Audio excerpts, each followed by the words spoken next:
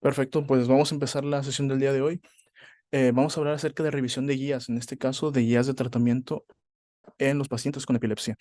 Yo soy Gerardo Ramírez, soy residente de segundo año de medicina interna y antes que nada pues quiero agradecer a los asesores de esta presentación, que es el doctor Carlos Díaz R2 de neurología y también al doctor Ernesto Cavazos de R3 de neurología, que son los que pudieron hacer posible esta presentación también.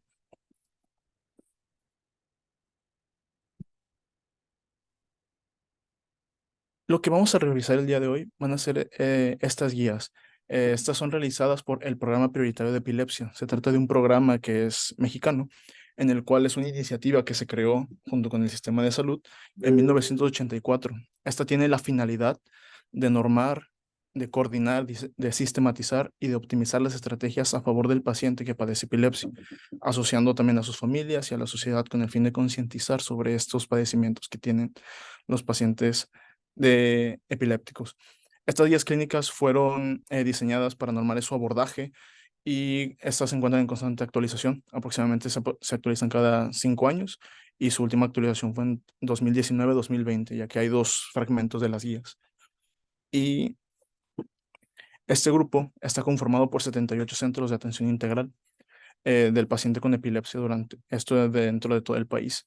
Y en este caso podemos observar que nuestras sedes, como puede ser el Hospital Metropolitano y el Hospital San José, son parte de las instituciones que están afiliadas a este programa y que también se encargan en la atención de estos pacientes. También podemos encontrar el Hospital Materno Infantil, pero pues no lo vemos nosotros como medicina interna, eh, que forman parte también de este programa. El programa al momento de realizar las guías las divide en recomendaciones y evidencias en varios archivos y que son guías fragmentadas. Y con ello vamos a comenzar con la definición y la clasificación de epilepsia, que es también una parte importante para poder conocer el tipo de epilepsia que está presentando nuestro paciente o el tipo de crisis que está presentando, porque cada una va a tener una presentación diferente y con ello un manejo diferente también. Y primero que nada, tenemos que hacer las definiciones. Una crisis epiléptica eh, es una aparición transitoria de signos y o síntomas provocados por una actividad neuronal excesiva o sincrónica del cerebro. Y también tenemos definiciones de una crisis no provocada, que es algo importante debido a que esto nos va a poder ayudar a definir enfermedades como por ejemplo la epilepsia. Se refiere a aquella crisis epiléptica que ocurre en el paciente que no tiene algún factor, alguna enfermedad o alguna condición clínica que pueda ser la causal de que el paciente se encuentre presentando una crisis epiléptica. Asimismo, también podemos encontrar la definición de una crisis sintomática aguda, también definida como una crisis reactiva, por ejemplo. En este caso es aquella crisis en la que ocurre relacionada a un insulto cerebral. En este caso, un insulto cerebral lo podemos tener como un insulto de origen metabólico, de origen infeccioso, tóxico, estructural o inflamatorio, que pueden ser los causales de que nuestro paciente esté presentando la crisis epiléptica en el momento. Estas definiciones van a ser esenciales para poder entender las crisis a las que se está presentando nuestro paciente y que pues, son necesarias para poder hacer la definición que nos atiene el día de hoy, que es la epilepsia. Por definición y por diagnóstico también, la epilepsia se puede realizar de las siguientes formas. Dos o más crisis, que aquí entramos otra vez con las definiciones, no provocadas, con más de 24 horas de diferencia entre sí. Eh, una vez que un paciente presenta estas crisis, se diagnostica como epiléptico. La presencia de un diagnóstico de un síndrome epiléptico, que podemos mencionar algunos, y también la presencia de una crisis no provocada, que un paciente que tiene una primera crisis y presenta una probabilidad del más del 60% de presentar una nueva, también lo podemos englobar en un diagnóstico de epilepsia. Tenemos varios factores que pueden ser los predisponentes a este tipo de probabilidad más alta de recurrencia, como puede ser la presencia de un antecedente de un EBC isquémico o hemorrágico, por ejemplo, un traumatismo craneoencefálico asociado, actividades anormales encontradas en el electroencefalograma o alguna lesión por imagen, pueden ser compatibles a este 60% de presentar la crisis y de recurrencia más bien, y un paciente que ya tuvo una crisis y esa recurrencia también se cataloga como epiléptico. Vamos a hablar un poquito de la clasificación de las crisis epilépticas. La ILAE clasificó estas crisis según su tipo, su inicio y los síntomas que estos provocan. Esta clasificación fue creada desde 1981 y teniendo una actualización en 2010. En esta actualización se modificaron los tipos de crisis convulsivas que comenzaron ellos clasificando al principio. Eliminaron términos como los términos ya conocidos como parcial simple, parcial complejo y secundariamente generalizado, creando tres grupos únicamente, según la sintomatología de inicio. Y en esta bueno, lo vamos a apreciar aquí en la imagen, donde tenemos las de inicio focal, en las cuales tenemos con o sin alteración de la conciencia. Y posteriormente tenemos los llamados descriptores de la crisis, donde tenemos ya sea una descripción de inicio motor, por ejemplo, o una de inicio no motor. Asimismo, también en el inicio focal tenemos otro concepto en el cual tenemos el término bilateral tónico-clónica, la cual se refiere a una crisis focal que se propaga a ambos hemisferios. Sin embargo, teniendo un inicio en una zona de cerebral dándole el término de focal. Esto está reemplazando al término secundariamente generalizado. Del mismo modo, también tenemos las de inicio generalizado, en el cual son aquellas que se originan en un punto y se propagan rápidamente de manera bilateral, las cuales tienen todas alteraciones del estado de conciencia, exceptuando los espasmos epilépticos que tenemos aquí, en las cuales se puede mantener la presencia de conciencia preservada, perdón. Y se subclasifican también en inicio de motor y en las no motoras, donde tenemos las crisis de ausencia típicamente.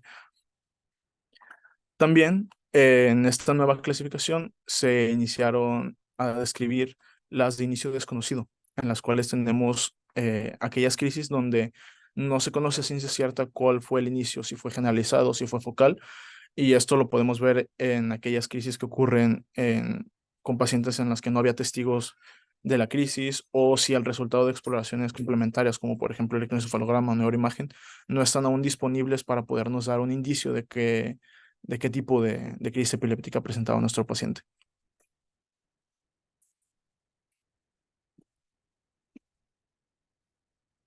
Asimismo, les dejo este link en el cual se encuentra más información sobre epilepsia, su clasificación y también definiciones de síndromes epilépticos, patrones de electroencefalograma que pueden ser característicos de estos síndromes o de las crisis que ahorita mencionamos y videos representativos de las mismas crisis, con el fin de poder reconocer un poquito más sobre cómo se presentan y esto es un material complementario que puede ser de ayuda para poderla reconocer de una manera adecuada. Es totalmente gratis y vale mucho la pena que puedan entrar a ello y con ello reconocer un poquito más sobre esto.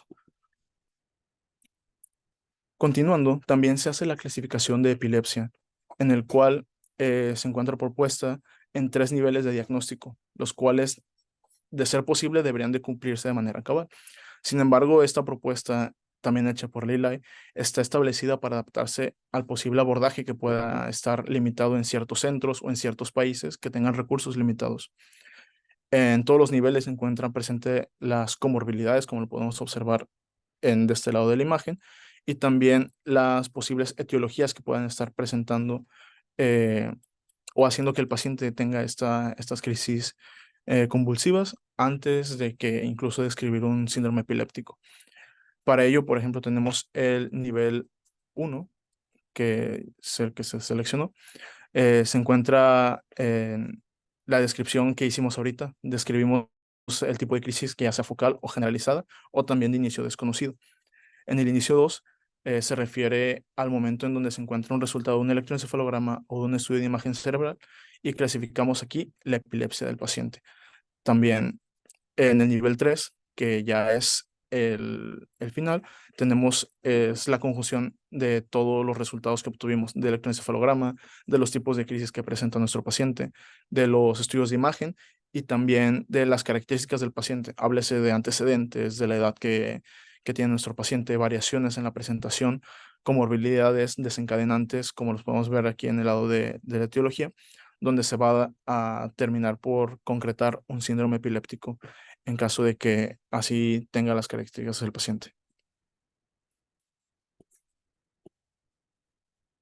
Se puso mal la... Entonces, vamos a ver acerca de la guía clínica para el manejo de la primera crisis epiléptica no provocada en adultos. Y aquí también describen sobre los niños. Y lo vamos a abordar. Primero que nada, el primer paso para el manejo es reconocer e identificar la primera crisis y que se trata de una crisis no provocada y con ello tener como diferencial las crisis sintomáticas agudas o reactivas, que son las que vimos que sí se asocian a alguna patología o algo que esté haciendo que el paciente baje su umbral para presentar la crisis, o también imitadores, como por ejemplo serían los síncopes de origen cardíaco o neurológico, como por ejemplo un reflejo eh, un síncope vasovagal, por ejemplo, migraña, trastornos psiquiátricos, trastornos del sueño que puedan dar una similitud a este tipo de presentaciones y que pues también reconocerlas para poder saber que nos estamos enfrentando a una crisis no provocada. Para llegar a esto podemos hacer uso de herramientas y con ello también obtener porcentajes de probabilidad de recurrencia de una segunda crisis o en su defecto hacer el diagnóstico ya per se de una epilepsia, lo cual esto sería el equivalente al primer paso que mencionamos ahorita del nivel 1 del diagnóstico propuesto por la ILAE. Para ello también tenemos que describir las características de una crisis epiléptica reactiva. Estas crisis no son consideradas como epilepsia, ya que se encuentran con un motivo por el cual el paciente estaría predispuesto a presentar una crisis epiléptica. Estas pueden estar presentes en muchos pacientes y no todos van a ser una crisis epiléptica. Sin embargo, va a haber condiciones que tengan que estar relacionadas de manera temporal entre la patología que tienen y la presentación de la crisis. Y el tiempo lo podemos definir como está en la tabla. En este caso podemos ver que si hay un traumatismo craneoencefálico, una cirugía de encéfalo, por ejemplo, una anoxia cerebral, si un paciente presenta una crisis en los 7 días posteriores a presentar este evento, podemos considerarlo dentro de una crisis epiléptica reactiva. Asimismo, las alteraciones metabólicas que podemos encontrar en algún paciente hospitalizado, si están asociadas a una crisis convulsiva, bueno, epiléptica en este caso, podemos dar de cierta forma que esto pueda ser de origen metabólico, según lo que nosotros veamos. Es con el fin por el cual se tiene que realizar todos los estudios de abordaje en el paciente.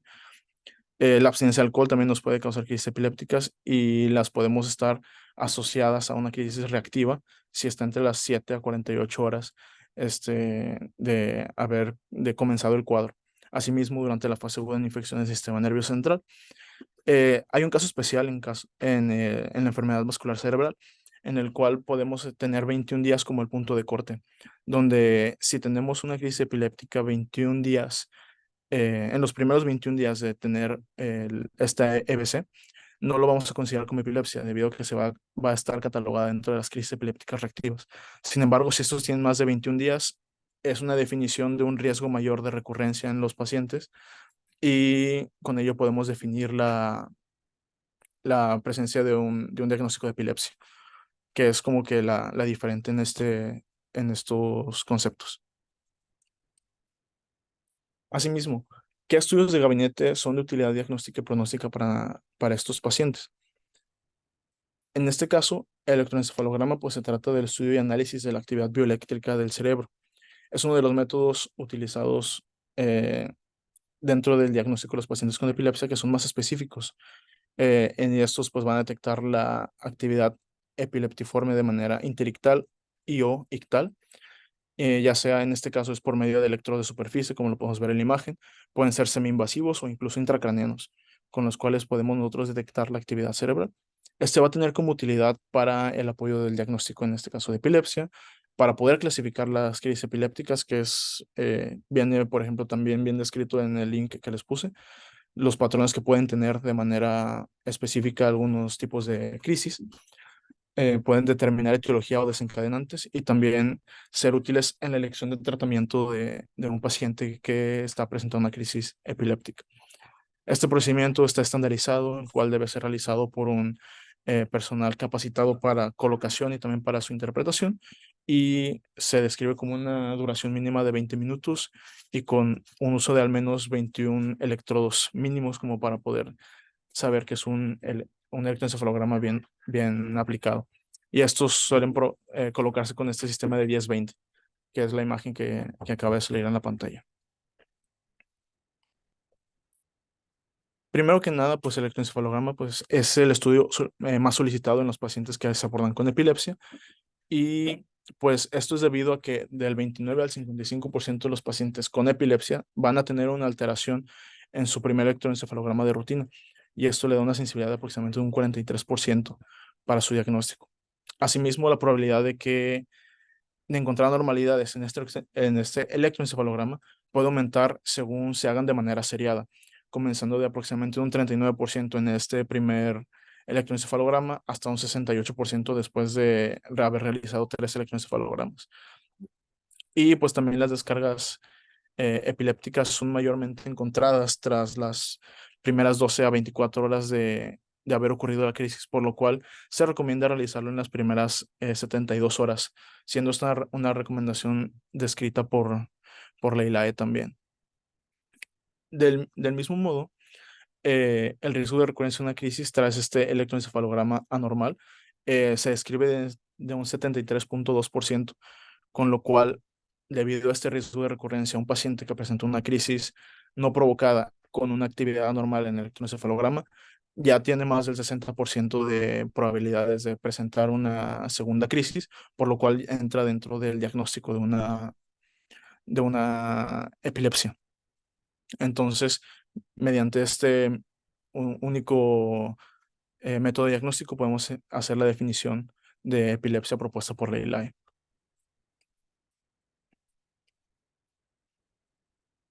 Asimismo, los estudios de imagen son parte esencial en el abordaje del paciente con una crisis de primera vez.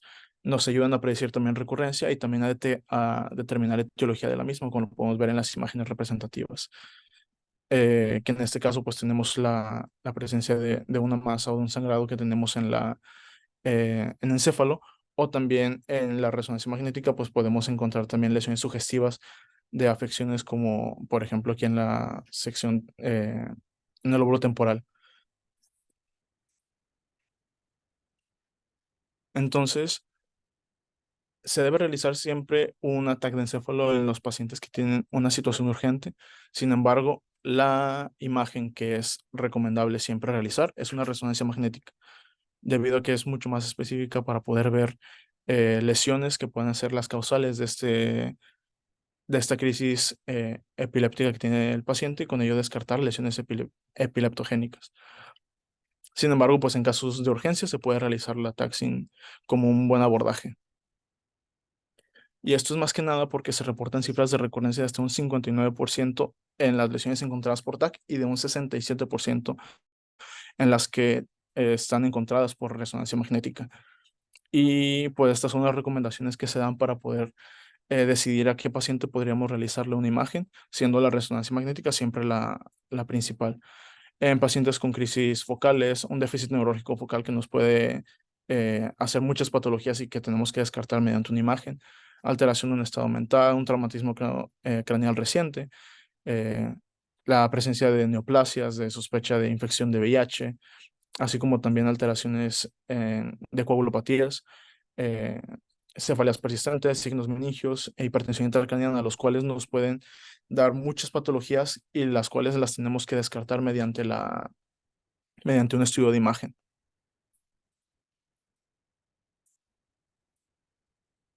Para las indicaciones de un tratamiento farmacológico, generalmente el inicio del tratamiento es aceptable tras presentar una segunda crisis, no provocada, claro, debido a que el riesgo de recurrencia es mayor una vez presentado el segundo evento, teniendo alrededor de un 57% a un año y hasta un 73% durante 4 años, por lo cual el riesgo es mayor. Se recomienda hacer el inicio de tratamiento antiepiléptico crónico. Sin embargo, en las presentaciones, cuando llega un paciente de primera vez, eh, la duda siempre es cuándo iniciar el tratamiento epiléptico tras una crisis eh, no provocada que sea la primera. Y para eso hay un algoritmo que encontramos en la revista llama. Mediante este algoritmo que está realizando una revisión en 2016, nos da un panorama del abordaje para el diagnóstico y la decisión de iniciar tratamiento en los pacientes con crisis, donde en primer paso va a ser mediante la historia clínica, la exploración física y los paraclínicos. Primeramente determinar si se trata de una crisis epiléptica, como lo vimos al principio de esta guía, saber que se trata de una crisis epiléptica real y después mediante la historia clínica, la exploración física, poder determinar qué tipo fue y con ello tener ya descrito y descartar también la presencia de lesiones o de condiciones que puedan hacer que nuestro paciente presente una crisis epiléptica. En este caso, descartar una crisis sintomática aguda, como por ejemplo la presencia de fiebre, algún déficit focal o alguna alteración del estado mental que nos puede indicar algún factor que lo haga recurrir. Y con ello estratificar el riesgo de que presente el paciente una crisis nuevamente. Y esto lo podemos hacer mediante la presencia de un electroencefalograma, mediante la presencia de una imagen y o una imagen. Y si estos muestran alteraciones, pues aumenta el riesgo de recurrencia. Después de esto, se puede hacer el inicio del tratamiento crónico en dado caso de que sí cumpla los criterios de una epilepsia. Y en caso de que no sea así, pues podemos de diferir el tratamiento antiepiléptico. Es una forma de poder presentar este abordaje en los pacientes. Este es el estudio MES. Es este estudio es citado por múltiples revisiones y guías de manejo alrededor del mundo. Y este es un ensayo clínico controlado donde se demostró que los pacientes con un bajo riesgo de recurrencia, como aquellos que tienen un electroencefalograma normal o una imagen sin alteraciones, así como una exploración neurológica normal, no parecen tener un beneficio significativo para la reducción del riesgo de recurrencia mediante fármacos. Entonces, es uno de los cuales se avala para poder dar la recomendación de un paciente que no tiene riesgo de una recurrencia, el no iniciar tratamiento. Asimismo, pues el tratamiento se encuentra que reduce el riesgo de recurrencia a corto plazo, más no el de pronóstico a largo plazo, por lo cual esta reducción de riesgo pues no se encuentra benéfica ante el escaso riesgo de recurrencia en un paciente que no tiene alguna algún factor que lo haga predisponente a una recurrencia, y por lo cual se hace la recomendación de no dar tratamiento al paciente que tenga una crisis de primera vez, exceptuando aquellos que tienen los factores de riesgo para una recurrencia alta y en situaciones especiales. Y aquí también la misma guía nos habla sobre a quién sí se podría realizar. Pues en este caso podemos ver una lesión cerebral previa, la presencia de crisis sintomáticas remotas, crisis focales, crisis durante el sueño, una historia familiar de epilepsia, un examen neurológico anormal, que también nos da un riesgo alto de recurrencia, la presencia de un debut de un estado epiléptico, un electroencefalograma normal o anormalidades en el estudio de imagen, que al final de cuentas nos van a cumplir la definición de una epilepsia y por ende se puede hacer el inicio de tratamiento.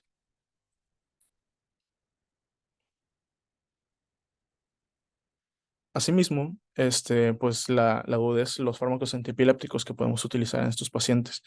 Y como lo mencionamos, también se va a tratar de diferenciar mediante el abordaje para poder saber qué tipo de crisis está presentando nuestro paciente y por ende qué tipo de medicamento puede ser el más útil para él.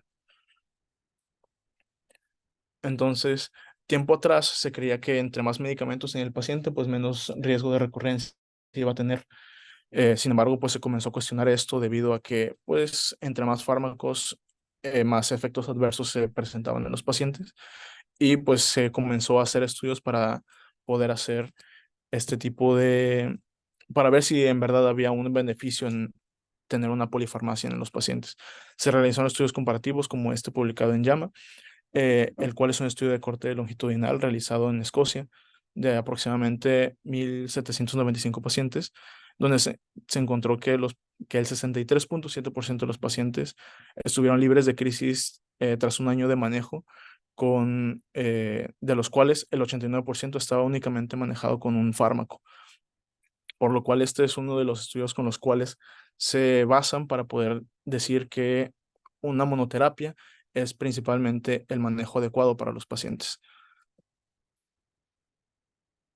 Entonces, basados en esto y en la literatura, se realizaron las recomendaciones por parte de los autores para poder este, recomendar el inicio de una terapia con un único fármaco en las crisis focales y generalizadas, con el fin de conseguir el control de las crisis.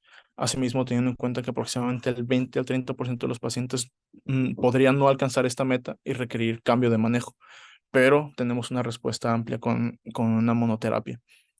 Asimismo, también se hace la recomendación de un aumento gradual de la dosis del medicamento, considerando farmacocinética y la farmacodinamia del medicamento y la tolerancia que está presentando el paciente a los efectos adversos que esté presentando con el uso del fármaco. Entonces, principalmente monoterapia y sobre todo la recomendación que nos dicen los de los del programa prioritario de comenzar con dosis mínimas y progresar de manera lenta hasta alcanzar la dosis terapéutica recomendada. Entonces, todas las recomendaciones van a estar basadas en múltiples estudios en los cuales se hace una comparación cara a cara entre los múltiples fármacos antiepilépticos que hay, encontrándose superior los que se encuentran en estas tablas. Eh, que podemos ver en el caso de las crisis que sean de un inicio focal, los principales medicamentos que como monoterapia son útiles pueden estar la carbamazepina, la fenitoína, la lamotrigina y el levetiracetam. Sin embargo, teniendo cuidado en los pacientes que tienen mioclonías, en el caso de las crisis focales, porque puede que la carbamazepina y la fenitoína puedan exacerbarlas. Por eso hay que ver al paciente de manera completa y poder decidir según el tipo de crisis que está presentando nuestro paciente. Para eso es todo el abordaje que estuvimos realizando previamente antes de iniciar el tratamiento. Asimismo, las de inicio generalizado, vemos como la lamotrigina, el levetiracetam, el valproato son las de primera elección en el manejo de los pacientes con una crisis generalizada y esto en monoterapia, tanto de inicio motor y no motor. Y en las de inicio generalizado tenemos una sección especial en el caso de los no motores, donde se encuentran las crisis de ausencia, donde la etosuximida y el valproato son útiles en el manejo de este tipo de crisis y también la lamotrigina puede entrar. Si en algún momento esta presentación sirve como alguna guía rápida de manejo, les dejo también aquí las abreviaciones que estaban para que estén más rápidas. Asimismo, en caso de que falle, tenemos que realizar un interrogatorio exhaustivo, involucrándose sobre el apego al tratamiento que está teniendo nuestro paciente, que podría ser el principal eh, factor que puede estar haciendo que el medicamento no esté funcionando, las dosis que se están utilizando, el horario de uso que se está teniendo, con el fin de poder determinar por qué el paciente no está teniendo la respuesta que nosotros esperamos con el medicamento. Asimismo, incluso debería de replantearse el diagnóstico nuevamente con el fin de tomar una decisión para cambiar tratamiento, para disminuir el tratamiento o para, en su defecto, retirarlo, incluso cambiando de una primera a una segunda línea. Todo esto pues basados en que pues el paciente no está respondiendo al manejo que le estamos dando. Para ello, los pertenecientes al grupo prioritario emiten recomendaciones para, en caso de requerir un cambio de tratamiento.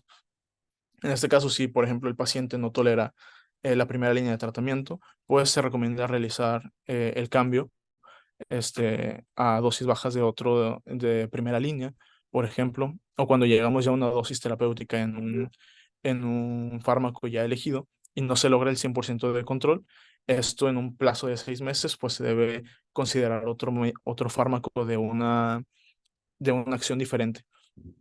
Asimismo, si es necesario el cambio, pues introducir el otro medicamento de manera gradual y valorando la suspensión lenta también del siguiente fármaco con el fin de evitar que ocurran crisis durante el cambio de este tipo de medicamentos. En ocasiones, el paciente va a requerir la adición de un segundo fármaco a la terapia que ya está utilizando. En este esquema que pongo aquí en pantalla, es una gráfica que tomé de la Guía Andaluza contra Epilepsia.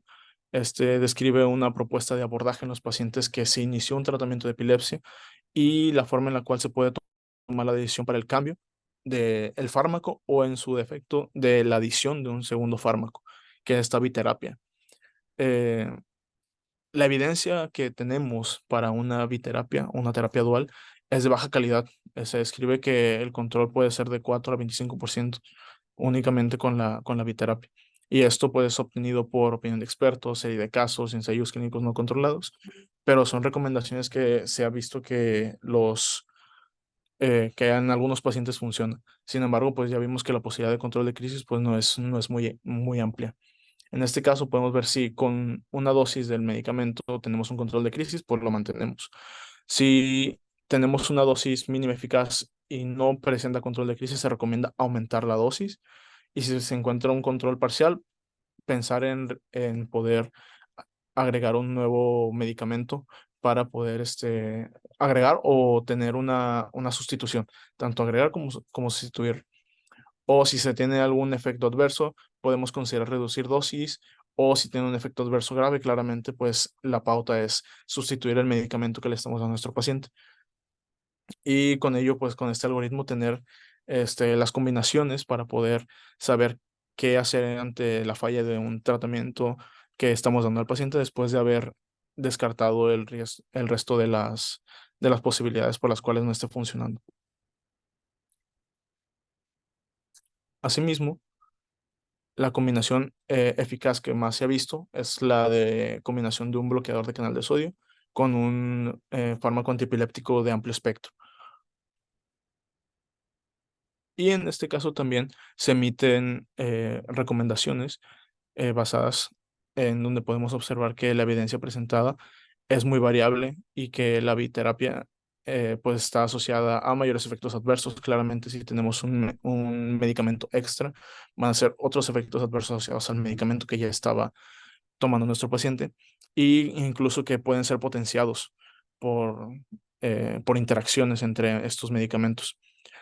En este caso, pues podemos ver que en el estudio llama que mencionamos hace ahorita, se encontró que los pacientes que fallaban al manejo con primera línea requerían una terapia dual. Solo el 6.4% de los pacientes lograron tener el control de las crisis. Entonces, la adición de un segundo fármaco no necesariamente se asocia que va a tener un mejor control, sino que es una alternativa cuando nos falló la primera línea de tratamiento. Y esas son las recomendaciones que emiten los del programa prioritario para eso.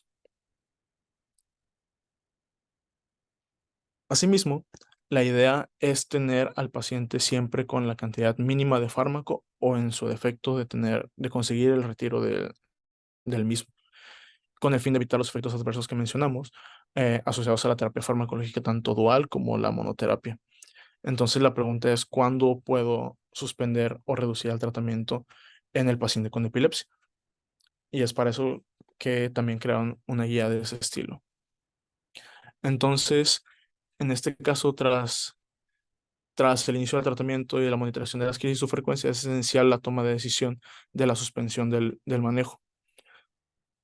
Y en este caso podemos ver que se hace la recomendación de que en los pacientes que tengan un periodo de aproximadamente 2 años en remisión sin presentar alguna crisis, se puede considerar ya el retiro de un medicamento.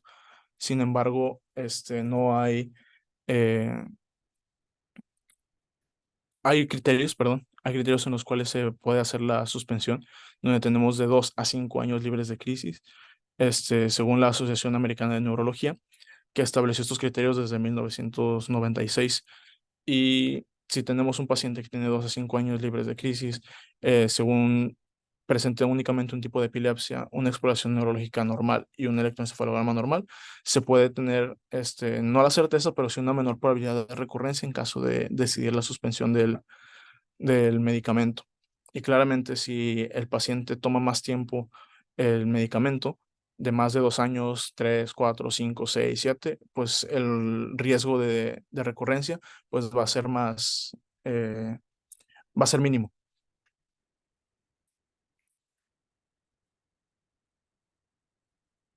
Asimismo, se describen múltiples estudios que el riesgo de recurrencia en general oscila entre un 20 hasta un 46%, siendo menor, en menor medida en aquellos que carecen de factores de riesgo por los cuales se debe ver el riesgo de recurrencia tras el retiro del fármaco.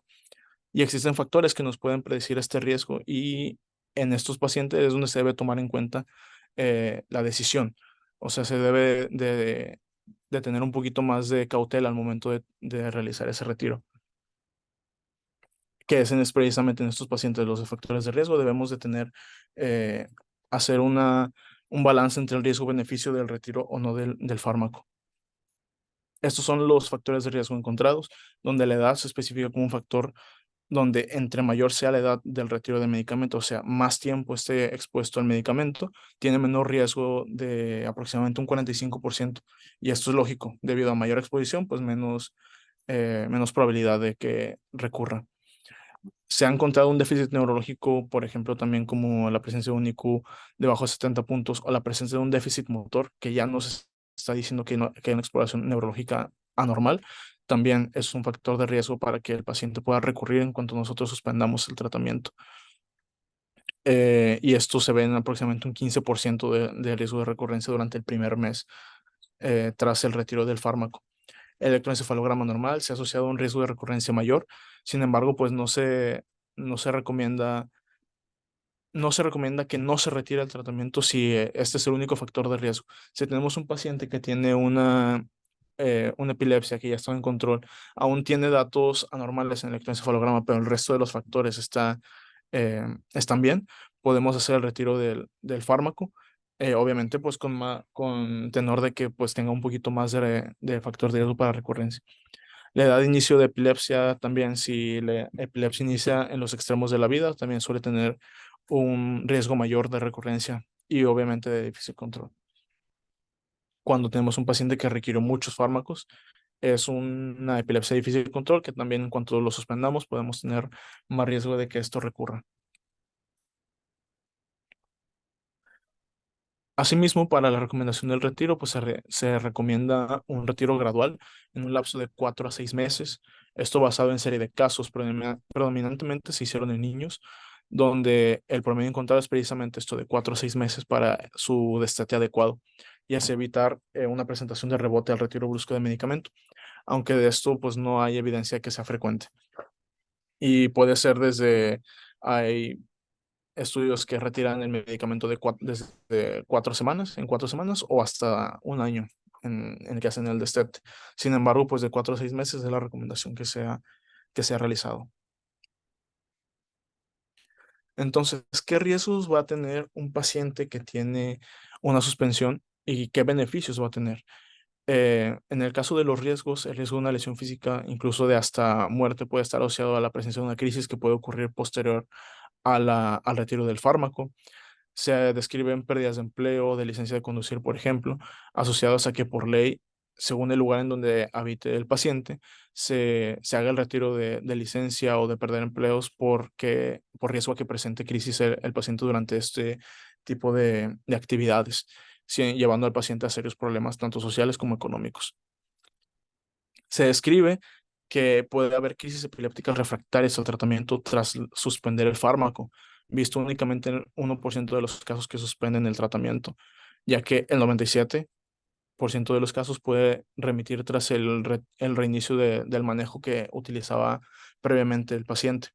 Y este riesgo pues ha estado asociado a que si tiene una exploración neurológica normal, tiene una localización de la epilepsia, una epilepsia sintomática o provocada, pues claramente esto va a ser mayor el riesgo de que sea una crisis epiléptica resistente a tratamiento.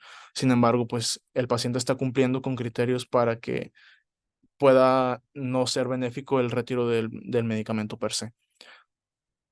Y pues claramente el riesgo de recurrencia, que vimos que se trata de un 20 a un 46%.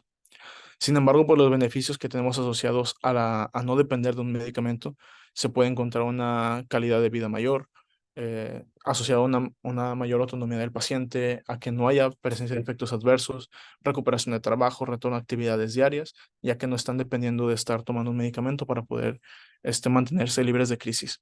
Se reduce el gasto económico, que implica el gasto de comprar los fármacos, que a veces pueden ser muy costosos, del uso de tratamientos especiales, de traslados a hospitales, etcétera, tanto para el paciente como para el sistema de salud. Y se ha encontrado en estudios que al aplicar pruebas neuropsiquiátricas antes y después del retiro de los fármacos, se observa un aumento de aproximadamente 10 puntos de IQ de los pacientes que utilizaban estos fármacos, y en particular de los que utilizaban fenobarbital y primidona. Asimismo, se encuentra con una menor afección psiquiátrica asociada a un menor índice de depresión e irritabilidad, debido a que, pues, sí tiene un efecto eh, en una afección emocional el depender de un medicamento para estos pacientes. Entonces, sí tenemos que ver este tipo de riesgos, beneficios, para poder tomar la decisión si podemos o no suspender el tratamiento, que son otro tipo de factores que podemos tomar en cuenta en la decisión de retiro de fármacos. Y por último, vamos a hablar rápidamente del estado epiléptico, que también es algo que nosotros presentamos mucho en los hospitales, que nos llega mucho a nuestro hospital, en particular en el metropolitano, que nosotros como medicina interna vemos, y que pues también puede ser esencial el poderlo conocer. Para ello, la ILAE y el resto de la sociedad previamente definen el estado epiléptico como una crisis de más de 30 minutos de duración o la presencia de dos o más crisis en las cuales no hay una recuperación del periodo posictal en más de 30 minutos. Sin embargo, si nos damos cuenta, pues esta definición abarcaba mucho tiempo para su diagnóstico y también para su tratamiento, lo cual no es apropiado para la urgencia que implica un estatus epiléptico, y representa que se haya hecho la modificación que estamos viendo ahorita en pantalla, colocando estos tiempos asociados a una crisis de 5 minutos o más de duración, y asimismo que los 30 minutos de alteración del estado de alerta, donde vemos una crisis epiléptica generalizada de más de 5 o más minutos de duración, lo podemos ya definir como un estatus o un estado epiléptico, y dos o más crisis en los cuales no hay una recuperación del estado de alerta en más de 30 minutos, también lo consideramos como un estado epiléptico.